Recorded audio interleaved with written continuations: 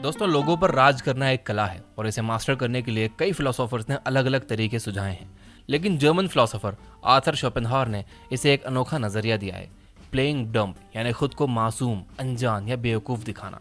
आमतौर पर लोग सक्सेस पाने और दूसरों पर राज करने के लिए खुद को स्मार्ट और एरोगेंट दिखाते हैं, लेकिन शोपेनहावर का कहना था कि अगर आप खुद को मासूम और थोड़ा नौसीखिया दिखाते हो तो आप न केवल दूसरों का सम्मान जीत सकते हो बल्कि किसी भी जगह पर आसानी से सक्सेस भी पा सकते हो।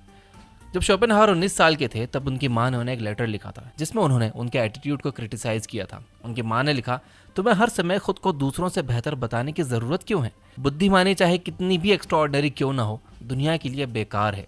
उनकी मां ने यह भी लिखा कि जो चीजें उनके कंट्रोल में नहीं है उन्हें बेहतर बनाने की कोशिश में शोपेनहावर की पॉजिटिव क्वालिटीज दब जाती थी। ये लेटर शोपेनहावर की इंटेलेक्चुअल सुपीरियरिटी की प्रॉब्लम को जाहिर करता है। यही स्ट्रगल बाद में उनकी फिलॉसफी का आधार बन गई। तो चलिए ऑथर शोपेनहावर के बताए गए 5 तरीके देखते हैं जिनसे आप लोगों पर राज कर सकते हो और हर जगह रिस्पेक्ट और सक्सेस हासिल कर सकते हो। Number 1, the art of surprise. देखो, हमें कभी भी अपनी पूरी स्ट्रेंथ को ओपनली नहीं दिखाना चाहिए। कभी कभी थोड़ा कमजोर दिखना ज्यादा फायदेमंद होता है, ताकि जब क्रिटिकल मोमेंट आए तब आप अपनी पूरी ताकत दिखाकर अपोनेंट को सरप्राइज कर सको। हिस्ट्री के कई ग्रेट फाइटर्स ने इसी स्ट्रेटेजी को यूज किया है, अपने आप को वीक दिखाकर अपोनेंट को मिसलीड करना और फिर राइट मोमेंट पर एक्शन लेकर जीत हासिल करना। चाइनीज फिलोसोफर सुन त्सू ने एक बार कहा था, all warfare is based on deception. मतलब जब हम अटैक करने की पोजीशन में हो तो ऐसे दिखाना चाहिए जैसे हम अटैक करने के लायक ही नहीं है, और जब हम अपनी फोर्सेस का इस्तेमाल कर रहे हो तो सामने वाले को लगना चाहिए कि हम निकम्मे बैठे हैं। जंग के मैदान के अलावा ये टैक्टिक हमारी डेली लाइफ में भी दिखाई देती है। मीटिंग्स, स्पोर्ट्स या लेक्चर्स में कुछ लोग अपनी इंटेलिजेंस को ओपनली शोकेस नहीं करते। शायद वो कम बोलें लेकिन किसी भी गैदरिंग का एक भी चांस मिस नहीं करते, और जब क्रूशियल मोमेंट आता है तो वो ऐसी बात कह जाते हैं जो सबको सरप्राइज कर देती है। वो लोग असल में महात्मा गांधी की एडवाइस फॉलो करते हैं कि सिर्फ तभी बोलो जब आपकी बात खामोशी से बेहतर हो। दोस्तों, समझदारी दिखाने में नहीं, छुपाने में होती है। रिसेंटली मैंने कुछ ऐसे बेवकूफ़ों को देखा जो खुद को बहुत समझदार और पावरफुल दिखाते हैं, लेकिन थोड़ी सी परेशानी आने पर इसके पास उसके पास भागते फिरते हैं। Number 2, you are leading them. हमेशा 2 तरह के लोग होते हैं, एक जो लगातार बोलते रहते हैं और दूसरे जो चुपचाप सुनते हैं बिना ज़्यादा कुछ कहे।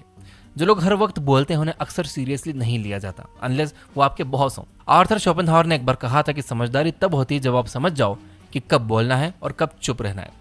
प्ले डम लेकिन अनजान मत बनो। ये बात आपको हमेशा पता होनी चाहिए कि कब बोलना है और उससे भी ज्यादा जरूरी कि कब सुनना है। प्लेटो ने इस बात को बहुत ही ब्यूटीफुली समराइज किया था। बुद्धिमान लोग इसलिए बोलते हैं क्योंकि उनके पास कहने को कुछ होता है।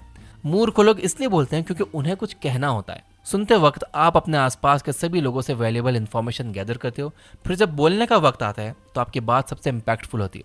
आप बेस्ट आइडियाज ऑफर करते हो क्योंकि आपने एक भी डिटेल मिस नहीं की होती है। इसका नाम प्लेइंग डम्ब है, लेकिन असल में ये प्लेइंग स्मार्ट है। Number 3, letting them think they have solved their problems on their own. हमारे आसपास हमेशा ऐसे लोग होते हैं जिनकी रिस्पेक्ट करना बहुत जरूरी है, जैसे कि पेरेंट्स, टीचर्स, बॉसेस। लेकिन जैसे जैसे पेरेंट्स बूढ़े होते जाते हैं उनसे भी गलतियां होती हैं। तब हमें उन्हें चुपके से गाइड करना चाहिए। उनके दिमाग में इस तरह से आइडियाज प्लांट करने चाहिए कि उन्हें लगे कि ये उन्हीं के खुद के थॉट्स हैं। आपने देखा होगा कि प्रोफेशनल एथलीट्स कभी कभी डिसेबल्ड फैंस को थोड़ी स्ट्रगल के बाद मैच जीतने देते हैं। इससे उस फैन को लगता है कि जैसे वो अपने दम पर जीता हो। मिस्टर बीस्ट के रोनाल्डो वाले वीडियो में आपको क्या लगता है कि एक आम से लड़के से रोनाल्डो गलती से हार गया? नहीं भाई, रोनाल्डो ने जानबूझकर हार कर फैन की रिस्पेक्ट को भी बढ़ा दिया और खुद की भी। वर्क प्लेस में भी हमें अपने बॉसेस को केयरफुली मैनेज करना पड़ता है। कभी कभी प्ले डम करना पड़ता है ताकि उन्हें गलत फील ना हो, क्योंकि ये हमारे काम और करियर के लिए जरूरी होता है। शोपेनहावर ने कहा था कि कभी कभी दूसरों की डिग्निटी बचाने के लिए अपना आपको फुलिश दिखाना जरूरी हो जाता है। अगर हम बार बार लोगों को करेक्ट करते रहते हैं, उनकी गलतियां निकालते रहते हैं, तो उनकी नजर में हम खुद विलन बन जाते हैं। Number 4, don't take the spotlight. हम में से काफी लोग स्पॉटलाइट के लिए मरते हैं, जो तभी अच्छा लगता है जब आप ऑलरेडी एक सुपरस्टार हो। लेकिन उस लेवल तक पहुंचने से पहले लो की रहना जरूरी है। जब आप स्ट्रगल कर रहे होते हो तब शो ऑफ करने के लिए कुछ होता ही नहीं। आर्थर शोपेनहावर ने इस बात को एलेबोरेट करते हुए कहा था कि जब तक राइट मोमेंट ना आए आपको ऐसे एक्ट करना चाहिए जैसे आप कुछ नहीं जानते, और जब वो मोमेंट आए तब आप अपनी पहचान बनाओ और सबका अटेंशन कैप्चर करो। तब तक सिर्फ सुनो और नॉलेज अब्सॉर्ब करो। एक कहावत है, बेवकूफ दिखने के फायदे उठाने के लिए हमें बेवकूफ दिखने की हिम्मत करनी पड़ती है ताकि हम आगे बढ़ सकें। चाइनीज फिलोसोफर लाओ त्सू ने भी इस कॉन्सेप्ट को अपनी किताब ताओ टीचिंग में एक्सप्लेन किया था। उन्होंने कहा था कि समझदारी इसी में है कि आप अपनी फुल कैपेबिलिटीज को ओपनली शो मत करो। उन्होंने लिखा कि साधु बाहर से सादे कपड़े पहनता है लेकिन अपने दिल में एक कीमती रत्न छुपा कर रखता है। इसी तरह सोक्रेट्स की सोक्रेटिक आयरनी टेक्निक फेमस है। वो प्रिटेंड करते थे कि वो अज्ञानी हैं ताकि लोग अपने बिलीव्स और थॉट्स उनके सामने रख सकें, ताकि वो लोगों से नॉलेज हासिल कर सकें। उनका एक आइकॉनिक स्टेटमेंट है, I know that I know nothing. Schopenhauer ने ऑब्जर्व किया था कि ह्यूमन नेचर की एक वीकनेस है, लोग दूसरों के ओपिनियंस के बारे में ज्यादा सोचते हैं। लेकिन जब आप डीपली रिफ्लेक्ट करते हो तो समझ आता है कि दूसरों के ओपिनियंस आपकी खुशी के लिए बिल्कुल ज़रूरी नहीं है। ये इंसान की नेचुरल टेंडेंसी है कि वो इस बात की ज़्यादा फिक्र करता है कि लोग उसके बारे में क्या सोचते हैं। आपका गोल होना चाहिए लोगों को हम्बलनेस से जीतना, ना कि रूड या अरोगेंट बनकर। दूसरों की कमियों को छुपाकर उन्हें यह एहसास दिलाना चाहिए कि अपने चैलेंजेस से वो खुद बाहर आए हैं। और जब आप ऐसा करते हो तो आप सबकी रिस्पेक्ट नेचुरली अर्न करते हो, बिना अननेसेसरी स्पॉटलाइट के पीछे भागे। यही है असली स्ट्रेटेजी, खामोशी से ग्रो करना और सही मोमेंट पे शाइन करना। Number 5, no one likes show offs.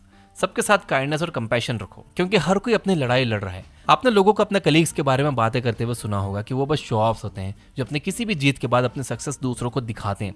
ऐसे बिहेवियर को कभी भी पसंद नहीं किया जाता, क्योंकि ये सच है कि दिखावा किसी को भी पसंद नहीं होता। फ्रैंक लुकास ने इस बात को ब्यूटीफुली एक्सप्लेन किया था, the loudest one in the room is the weakest one in the room. यानी जो जितना ज्यादा बोलता है वो उतना ही कमजोर होता है। आर्थर शोपेनहावर भी ऐसे लोगों के फैन नहीं थे। वो कहते हैं कि लोगों का दिल जीतने के लिए कभी कभी प्ले द फूल करना जरूरी होता है। मतलब अगर लोग आपसे एक्सपेक्ट नहीं करते कि आप जीतोगे, फिर भी आप जीत जाते हो और आप ऐसे रिएक्ट करते हो जैसे ये कोई बड़ी बात ही ना हो, बस चांस से हो गया, तो लोग आपको हम्बल समझने लगते हैं। ये ह्यूमिलिटी जीत से ज्यादा इंप्रेसिव होती है। इसका मतलब ये नहीं है कि अपने अचीवमेंट्स को इग्नोर करो, लेकिन अननेसेसरी दिखावे से बचना जरूरी है। आखिर में दुनिया उन लोगों को ज्यादा पसंद करती है जो अपनी जीत को खामोशी से सेलिब्रेट करते हैं, बिना दिखावे के, और यही रियल विनर्स की निशानी होती है। स्टीव जॉब्स ने भी कहा था कि स्टे हंग्री स्टे फुलिश। यहाँ तक देख रहे हो तो वीडियो को लाइक करके कमेंट में यस जरूर लिख देना, ताकि मुझे पता चल जाए कि किन किन लोगों ने यहाँ तक देखा है। और ये बुक ऐप डाउनलोड कर लो, जहाँ पर आप 400